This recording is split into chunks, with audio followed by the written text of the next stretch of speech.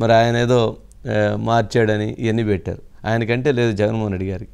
ధర్మారెడ్డి గారికి ఉండాలి కదా. 70 మంది టీటీడీ బోర్డు మెంబర్లు, 70 మెంబర్స్.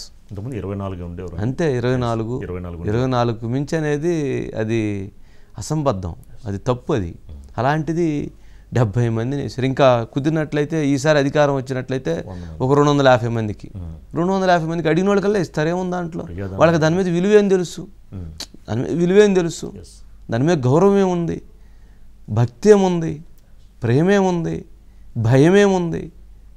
అవన్నీ లేవు. అవన్నీ లేనప్పుడు ఏం చేస్తారు? అరాచకాలు చేస్తారు. భయం జరిగింది అరాచకమే.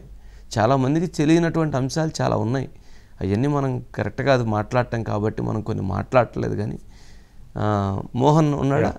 Mohan good evening sir. Good evening. ఏంటి ఒక 10 అరాచకాలు చెప్పయ్యా.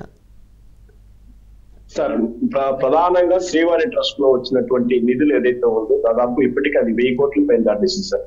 దాంట్లో వచ్చినటువంటి నిధులన్నింటినీ కూడా ఆలయాలు నిర్మిస్తానని చెప్తున్నారు. మరోపక్క రాష్ట్ర వ్యాప్తంగా కొన్ని ఆలయాలకు ధూపదీప నైవేద్యాలు కూడా కేటాయించాలి. కానీ ఎక్కడ కూడా దానికి సంబంధించినటువంటి డీటెయిల్స్ బిల్లులు కూడా లేవు సార్. కొన్ని మరోపక్క శ్రీ భక్తి ఎస్యూబిసి సార్, శ్రీ భక్తి ఛానల్ కూడా వచ్చిన డొనేషన్ మొత్తం కూడా దాన్ని తరలించారు. ఎస్యూబిసికి ఆర్టింగ్ లేదు సార్. అంటే ఎస్యూబిసి లో పెట్టుకోవడానికి ఆర్టింగ్ ఉండదు. దాని లెక్కలు అడిగేదానికి అవకాశం లేదు.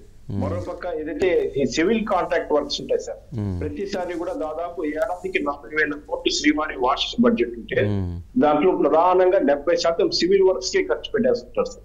నిర్మాణానికి కానివ్వండి, ఆలయాల నిర్మాణానికి, అదేవిధంగా పప్పు దినుసులు కొనుగోలు సార్. ఏదైతే బయట రాష్ట్రాల నుంచి తీసుకొచ్చేటువంటి పప్పు, నెయ్యి, చక్కెర ఇలాంటి దానిపైన కూడా రూపాయి కమిషన్ పెట్టుకున్నా కూడా అది 100 కోట్లకి వెళ్ళిపోతుంది సార్. ప్రతిసారి కొనుగోలు చేసినప్పుడు 100 కోట్ల ఆదాయం ఉంటుంది. మరోపక్క ఏదైతే సివిల్ కాంట్రాక్ట్ వర్క్స్ తీసుకుని కూడా 10% వేసుకున్నా కూడా దాదాపు 1300 కోట్లు ఒక భూముల కరుణాకర్ రెడ్డి టీటీడీ చైర్మన్ గా ఉన్నప్పుడు 1300 కోట్లు లాస్ట్ బడ్జెట్ కూడా రిలీజ్ చేస్తారు. అంటే బడ్జెట్ కి మించి కూడా రిలీజ్ చేస్తారని ఒక ఆరోపణ అయితే ఉంది సార్. దీనికి సంబంధించినటువంటి ఫైల్స్ అన్ని కూడా ఇప్పటికే స్టేట్ విజిలెన్స్ వాళ్ళు కూడా తీసుకెళ్లిపోయారు సార్. మొత్తం ఒక 20 రోజులుగా కూడా స్టేట్ విజిలెన్స్ సంబంధించినటువంటి అధికారులు మొత్తం అటు రెవెన్యూ, అదే విధంగా సివిల్ వర్క్స్ అన్నింటిలో కూడా ఉన్నటువంటి అవినీతి ఫైల్స్ మొత్తం తీసుకెళ్లి కూడా పూర్తిగా విచారణ జరుపుతున్నారు.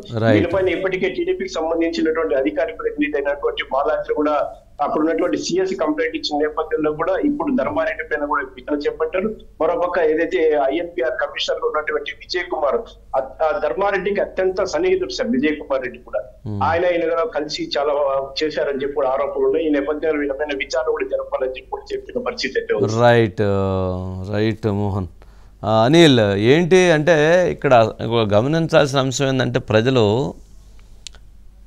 చిరుతపుల్లులు వచ్చి తిరుమల తిరుపతి దేవస్థానం దర్శనానికి వెళ్తున్నటువంటి వాళ్ళని వెంటబడి చంపినటువంటి సందర్భం కానీ, వెంటబడినటువంటి సందర్భం కానీ, ఎలుగుబంటి వచ్చి ప్రజల మీద పడినటువంటి సందర్భం కానీ మనకు తెలిసినటువంటి చరిత్రలో మనం వినలేదు. కానీ ఈఓ ధర్మారెడ్డి గారు ఉన్నప్పుడు, ఈ జగన్మోహన్ రెడ్డి గారు ఉన్నప్పుడు మరి పులులు రావటం ఏంటి, పసిపిల్లల్ని ఎత్తుకొని పోయి కొరకటం ఏంటి, చంపేయటం ఏంటి, ఎలుగుబంట్లు వచ్చి దాడి చేయటం ఏంటి, పులులు స్వైర విహారం చేయటం ఏంటి అంటే ఈ భగవంతుడికి కూడా కోపం వచ్చేసింది. దీని మీద కర్రల పంపిణీ, ఉచిత కర్రల పంపిణీ, బాగా దుడ్డు కర్ర ఉంటే అంటే ఏం చేయదట. సరే, అది ఆయన ఏదో ఆలోచనతో పెట్టారు సరే, అంటే ఏదో రక్షణ అర్థం పెట్టారు. అంటే ఇక్కడ జరుగుతున్నటువంటి అంశాలు చూస్తే ఎంతటి దుర్మార్గాలు జరిగితే ఇంతటి ప్రకృతి ఈ విధంగా ఇచ్చేది. వాళ్ళ కుమారుడు మరణమా, పులి చేయటమా, అది పైన కొన్ని అవి సంఘటనలు జరగటమా, ఇవన్నీ చాలా ఉన్నాయి. సరే, ఇవన్నీ ఒక అంశాలు అయితే సరే, ఇక్కడ ఆయన గురించి మనం ఎంత తక్కువ చెప్పుకుంటే అంత మంచిది.